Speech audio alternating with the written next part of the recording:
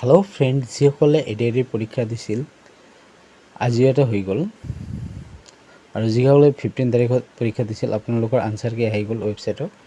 আপোনালোকক মই দেখুৱাইছোঁ, এইটো চাওক। চেবাৰ ৱেবছাইটত মই গৈছোঁ।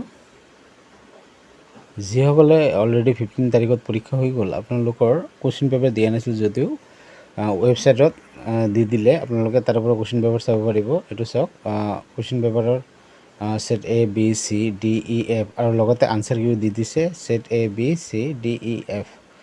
আৰু যদি আপোনালোকে মেচ কৰিব বিচাৰে যে মই যিটো ছিটত এক্সাম দিছিলোঁ চেণ্টাৰত, সেই ছিটটো লাগে, সেই ছিটটোৰ কাৰণে আপোনালোকে পে' কৰিব লাগিব কিমান, 50 ৰুপিজ। 50 ৰুপিজ পে' কৰাৰ পিছত আপোনালোকে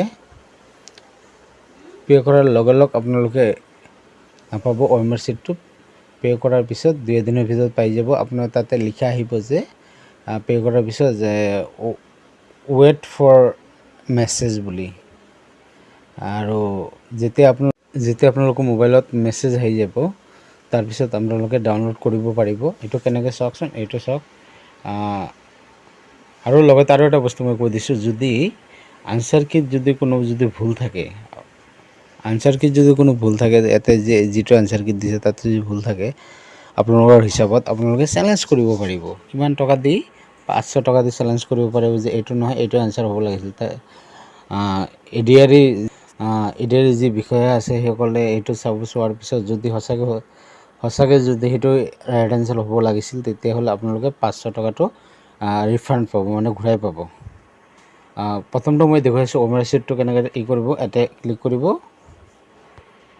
আপোনালোকে এপ্লিকেশ্যন নম্বৰ আৰু পাছৱৰ্ড দি দিব। তাৰপিছত আপোনালোকৰ এইটো খুলি আহিব। খুলি অহাৰ পিছত আপোনালোকে তাতে ক্লিক কৰাৰ পিছত 50 ৰুপিজ আপোনালোকে যেনেকৈ পাৰে দিব পাৰিব। বেংকৰ যোগেদি দিব পাৰিব, আপোনাৰ যদি কয় গুগল পে', ফোনপে', QR দি, সকলোখিনি সুবিধা আছে, আপোনালোকে দিব পাৰিব।